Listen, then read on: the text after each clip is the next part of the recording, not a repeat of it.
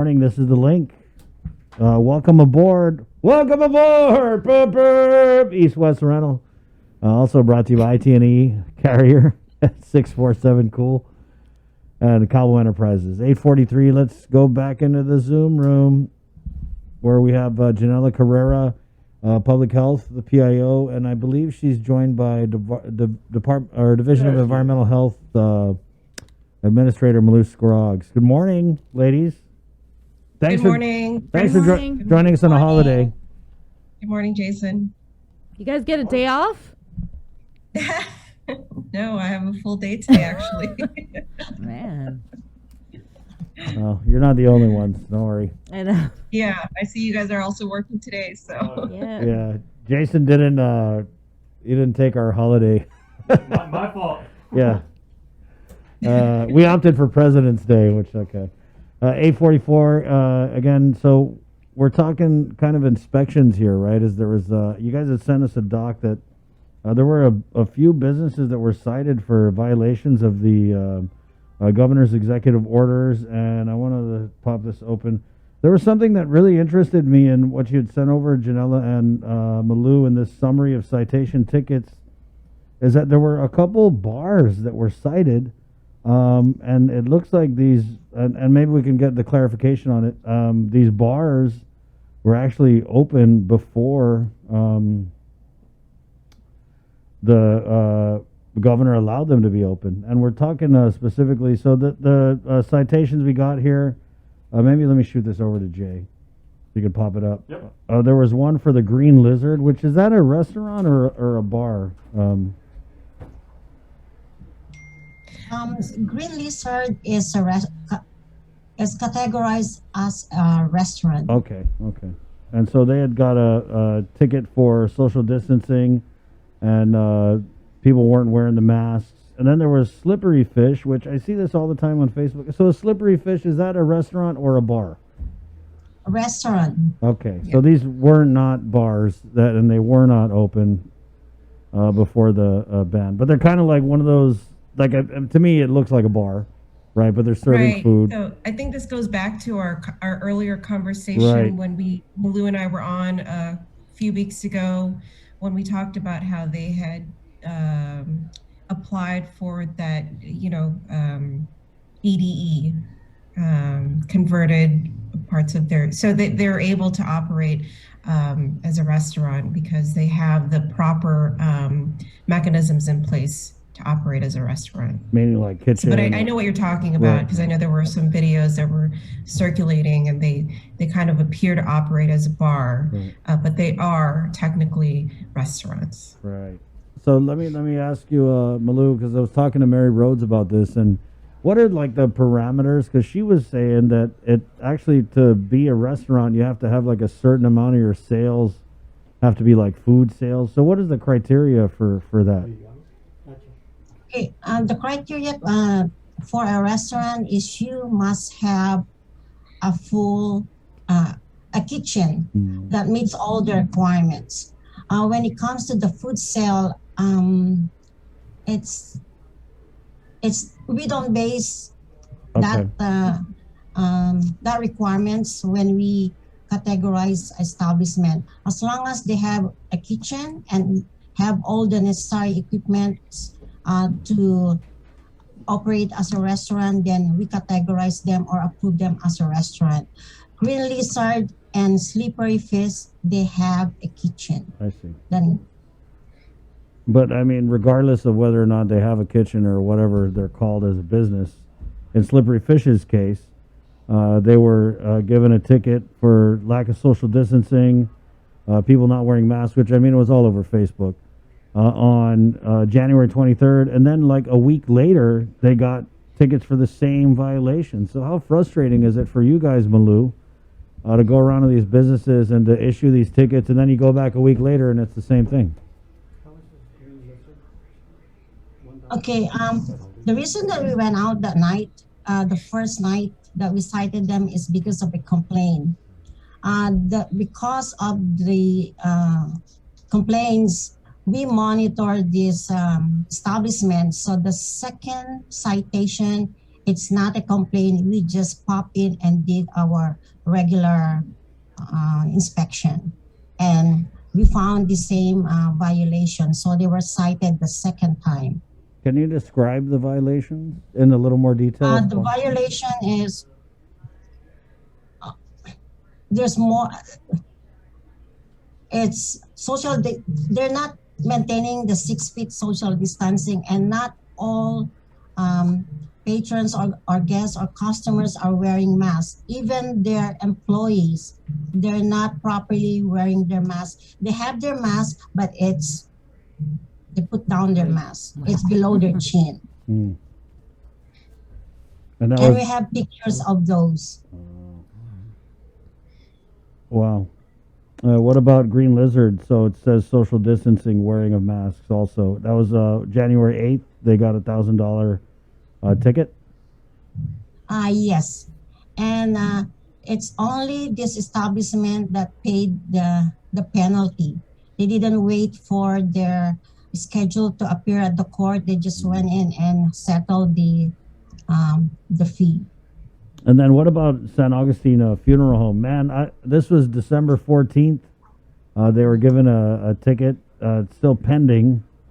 It says here, per Traffic Violations Bureau rep, the ticket has not been received by the traffic court. But this is $1,000 ticket for social distancing. This kind of, I mean, because I drive through this area a lot, and I see it a lot where, and this, I mean, not just now, but before when the different, more strict parameters are in place. I mean, it's just crazy. You just see like tons of people there. And so can you describe, I guess, on December 14th when you guys went out, what did the inspectors find? Okay, when we went out that night, there were really a lot of people outside that not maintaining the social distancing.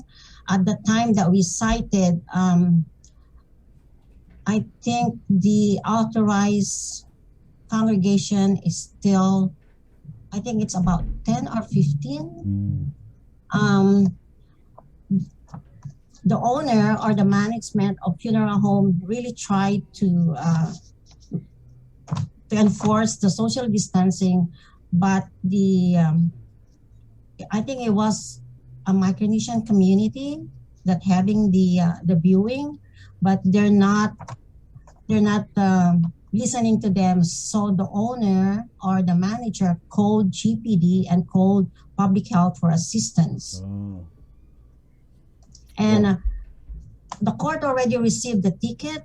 We've been following up as to the status, but we haven't gotten any confirmation as to what is the status of the ticket, if they contested or they settled or paid.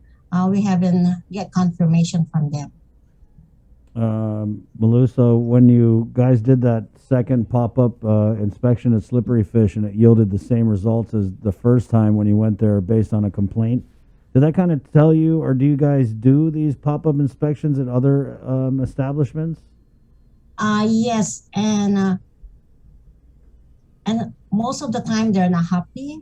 They become aggressive, but we try to make them understand. We try to work with them. We're not out there we always emphasize that we're not out there to hurt their business, and we're there to help them to comply with the requirements and work with them. Would they become aggressive? Like, what do they say? Like, I don't need to wear a mask, or what are they saying? And do your inspectors fear yes, for the become safety? aggressive, especially Slippery Fish. On the second citation, we have to call GPD for assistance because one of the owners, she's a female, she was really, she became aggressive, cussing at our two health inspector, because it's the same inspector that cited them on the first citation. So they're saying that we're just like picking on them. And what did you guys say? We're not picking on you. You're not following the rules. No, we I told my staff and they called me that just back off and um, so I called GPD for assistance. That's when everything was. Man, Malou, so, I mean, that's got to be troubling for these inspectors, especially when they're going into these, like, restaurants that are posing as bars or bars posing as restaurants. Anyway, so when you add the alcohol, right, and people are drinking and they're drunk, they become belligerent, and it sounds like that's happening. So how do your inspectors feel about going into these bars that just open and inspecting? Are they, like, scared, or you know what I mean? Do they need a police escort? They're not really comfortable, especially if the team is composed of both female. So we try to pair up one male and one female inspector to go out at night. It just so happened last Saturday, one of these, the person that's assigned, he cannot make it. So we have to pull another health inspector. So it's two female, and after they're done of the inspection, they called me and they said they don't feel comfortable. So next time we want send two female inspector during night inspection. But we always try to pair up one male and one female inspector. Wow, that's crazy, Malou. So here we are, we're finding that they're violating the protocols and putting everyone at risk, but then you don't have inspectors who, I mean, I don't even know what to say. So how do we guarantee the public that we're out there inspecting the bars when the inspectors are scared to go out and inspect the bars or any other establishments that operate at night? And they're not scared. They're just not really comfortable if it's just two female inspectors. So we always pair up one male and one female. And this is why it's important to have partnerships with GPD, with law enforcement, to help enforce these guidances and the executive order as well. And we're grateful for that partnership too. So I'm looking at the report. So the last inspection was February 18th. How many other inspections and how many other citations have been issued since then? We have two citations. There were two citations issued this weekend, last Saturday, one restaurant and a bar. So there's a total of 9 citations that were issued ever since we started. Ever since we adopted the rules and regulations. Can you tell us the establishments' names and what were the violations? Are you asking the 2 additional? Yeah. Yes. Yeah.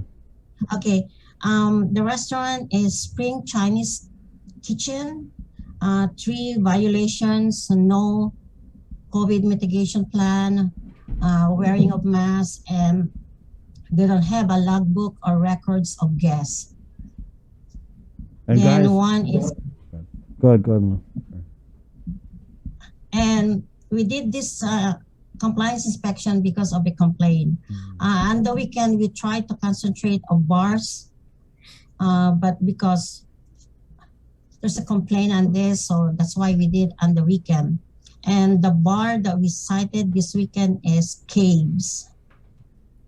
What? It's wearing of masks. Employees and patrons are not wearing masks. Not all employees and patrons or guests are wearing masks. Did you say K's? Caves, K-A-V-E apostrophe S.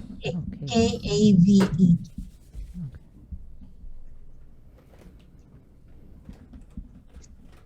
Where's that at? That's it's right by Wise Owl, right? I don't really know where's that. Come on, Malou.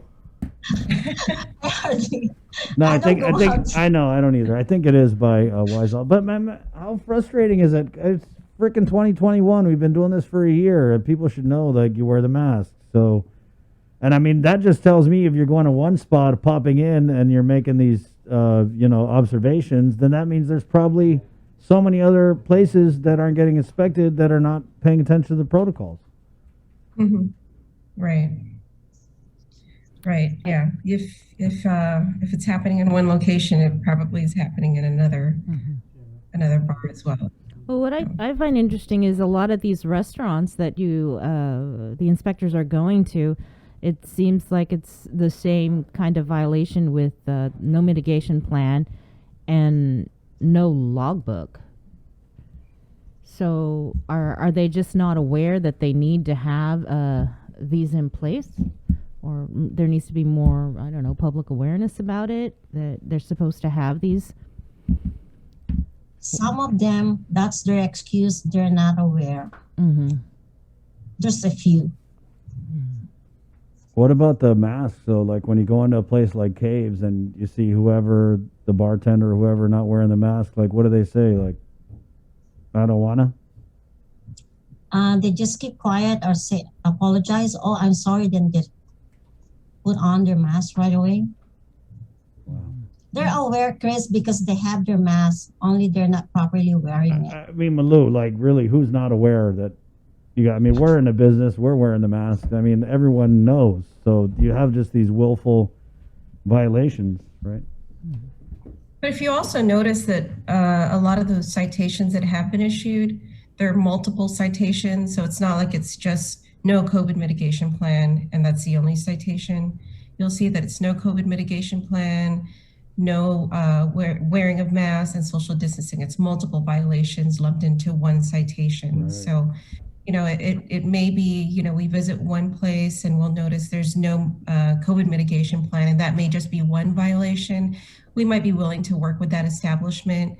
And, if it's just that one violation, we can work with them, educate them. But, if you notice in the citations, it's multiple citations. And so, it's not like we're not willing to work with them and educate them. And I think that's the one thing that, Malou and our inspectors often stress is that we're not there to hurt their business. We're not there to try to shut them down.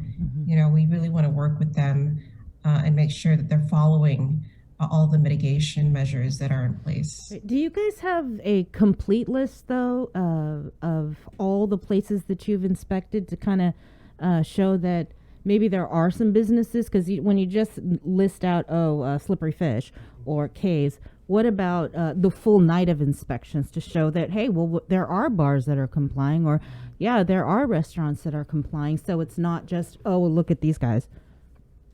Right, sure. I think, Malou, I think we can probably put a list together of to show, in comparison, how many we have visited and how many are in compliance. I think that's a great idea. Yeah.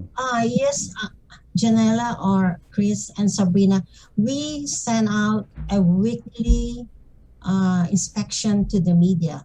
So we have the we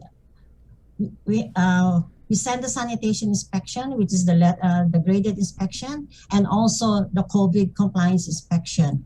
And that is a weekly that we send out to the media. Yeah, I used to get them, but I haven't received them in a while. When Tom was there, he was sending them out weekly, but I haven't received any in a while. Yeah. Thank you. Yeah. But We'll get Malou, that to you today. going back to Sabrina's point, right? I mean, if you go out for a night of inspections, you get a couple of places that are violating the protocols, you get a couple that aren't. You guys are still so short-staffed that you're not able to do the number of inspections that you feel need to be done, correct? Yes, we're still short of staff, Chris, but we put one health inspector came back. She was resigned to response, but she's back now to the office. So we have additional help now, and also health inspectors that assigned to other programs. They're doing also the inspection during night. So we have 4 teams now. So a total of 8 that actively going out at night. 8 teams or 8 individuals? 8 Individuals. individuals. Okay. In teams of 2. I see. Right? But not In 2 teams of females at the same time. Right. So- No, we have Yeah. 4 females and Four men. 4 smells. You just need to go through public health and find like the biggest, scariest dudes and be like, hey, we're transferring you to go. You're just going to escort the inspectors. So basically, you guys went out because you've been getting more complaints. Was that what it is? No, not. We're not really getting a lot of complaints, but we're actively going out at night, especially when the bars resume operation again. So we've been actively going out at night. Here's a good comment from Jana. For business owners that try to follow the guidelines, what is the proper protocol if crowds refuse to follow mandates and the owners are trying to enforce them? Who do they call for assistance if crowds are too large? I think it's better they call GPD first, then call public health. Yeah, this is where GPD comes in. Right. And then let me ask you something else, right? So this is just something I saw personally out. It's a business that has like pickup service, but so you have a line outside the business door, and then you have people who are lining up to get food, in this case, but they're not wearing their masks. Are they supposed to wear their masks if they're lined up outside of the business establishment along with other customers? Yes. If they're not actively eating or drinking, the mask should always be worn. Okay, just checking. What about American Bakery? Right on, baked in crunchy goodness. Man, I get my bread from there, so. Yeah. Well, I had we had a pack of hot dog buns that was in the kitchen, and I went snorkeling Saturday, and I was looking for something to feed the fish, and I was like, I think they like American Bakery hot dog buns. No, but so Yeah, can you go into that, Malou? Like, what is a level 5 cockroach infestation? Like, I didn't know there was levels to this. When it comes to the level, Because I saw it on the because once inspection. you see more than one cockroach, Right. that's already considered infestation. Because in the first place, there should be no pests at all in a food establishment. Yeah, but it's Guam. We're a tropical island. There's cockroaches everywhere. I mean, were these the big ones, or were they like the little tiny ones? I'm trying to recall that. Level 5 sounds like it's the Tatamona cockroach. I think small one, there's always small ones. Because the complaint started, we inspected, we went back again for inspection because of the complaint from a parent of one student that found the cockroach in the bread. So we did a follow-up on that, and that's when we confirmed that there is cockroach infestation in the facility. When's the last time that place was inspected?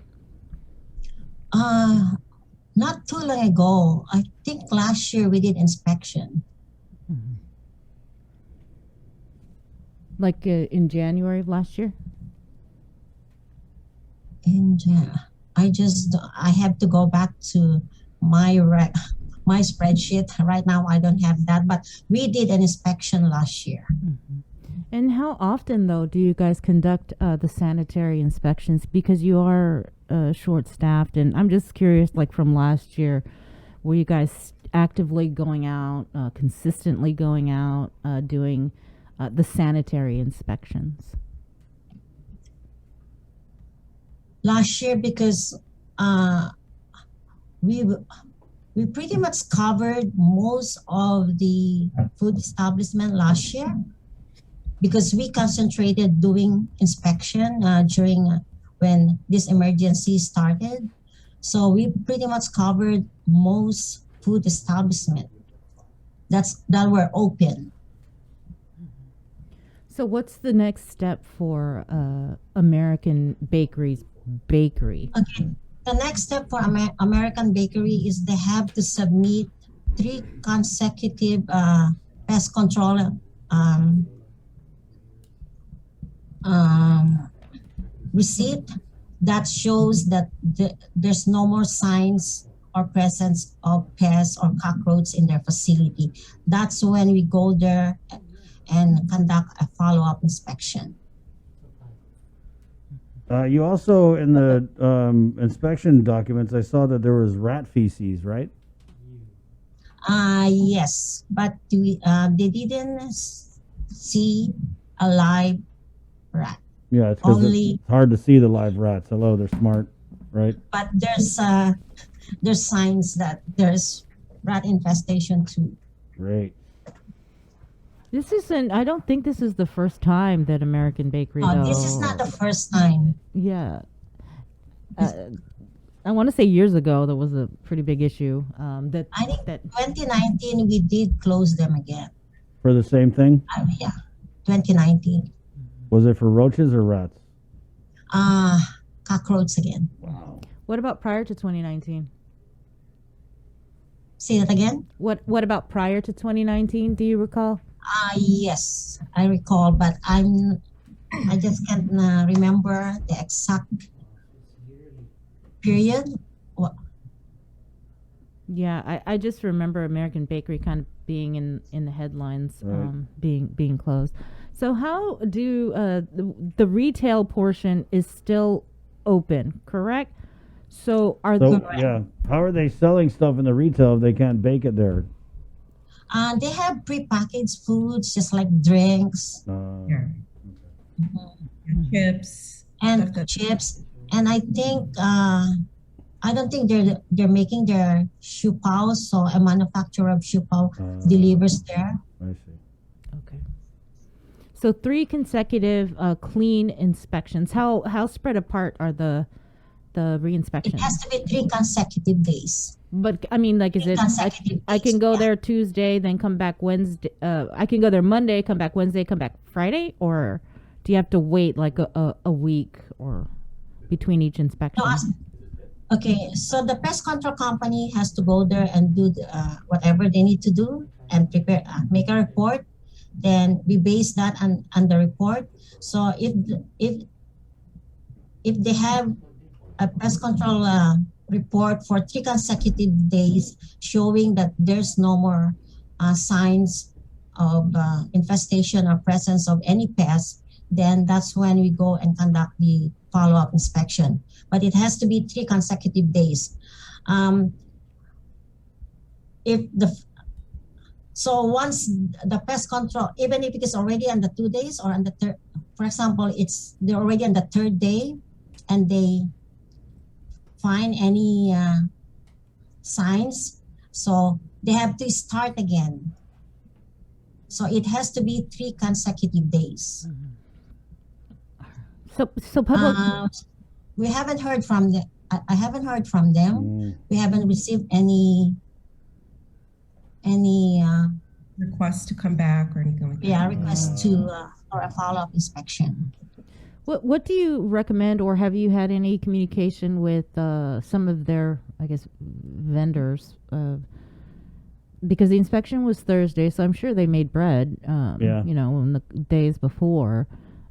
Does public health reach out to their customers, businesses that they provide bread to, and let them know, you know, hey, we Hey. shut them down because of cockroach infestation? Yes, I mean, we reach out to those company or vendors that we know. One is GDOE, because they're the one that's supplying GDOE. So we call GDOE and inform them of the situation or the status of American Bakery. mhm. And also it's on the news, so their vendors should know already. Right. Yeah. I'm just wondering, because American Bakery, it's a big bakery. Wherever you go, you see American Bakery Right. bread. Yeah. I'm just wondering if you guys We had would an hope idea. we would hope that, American Bakery would also be responsible to inform their Customers. clients. Yeah. We had a comment here. Why does it seem like only restaurants are being inspected? What about food trucks? Say that again, Chris? Food trucks? Are we doing the food truck inspections too, or? Yes, we do. Okay. And then someone commented here, what about American Bakery and Micronesia Mall? Are they affected as well? Is there American Bakery? Micronesia. Yes, there Across is. from. Oh, there is, yeah. Huh? Across from. Yeah, but is there one in the mall? Yeah, I believe Yeah. so. There's one across from. I don't know if it's still open, but yeah, there was an American bakery in the mall. I don't know. It's been a while since. Yeah. Do you know? We don't Malou? get out much, Malou. Or Even Janela? me. I'm not sure if they are still open, but they would be affected in a sense that if they were supplied with baked goods, Oh, then obviously their stock would be limited or they wouldn't have any. But if they had their retail store would still be operational if they supplied retail goods right. in that sense. So, but I'm not sure if they're still open. I haven't passed by that area in a while. I know the American Bakery in Micronesia Mall, they're making their cookies there. Hmm. So it's Yeah. a whole separate facility with a separate inspection. I got you. separate. Okay.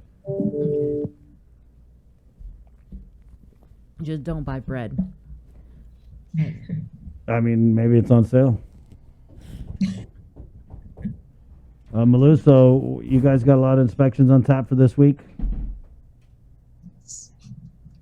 That's good. Good job. Way to go, guys. Give it up for environmental health. And you know, man, it was so unnerving though to hear Malou that I just want to add to Oh. that. Just want to emphasize what Malou was saying earlier that our inspectors, once again, they're not out there to, shut down an establishment. That's not their goal. Really, it's just we just want to make sure that we're all in compliance, give everybody a safe experience. I know we're out there to, have a good experience, have fun, enjoy ourselves. Bars have reopened. But our role in all of this, public health's role in all of this is just to ensure that everybody is safe, that nobody is out there getting sick. That's our overall mission. We're not there to be Debbie Downers or, try to put a damper in all this. We just want to make sure everybody. you don't have to Yes. explain, Janelle. You Yeah. guys are just doing your job. Right. But I want to say also that I really feel for the women health inspectors, Malou, to hear that they're uncomfortable, which to me it just means they're scared. They're worried about going into these establishments at night and inspecting them.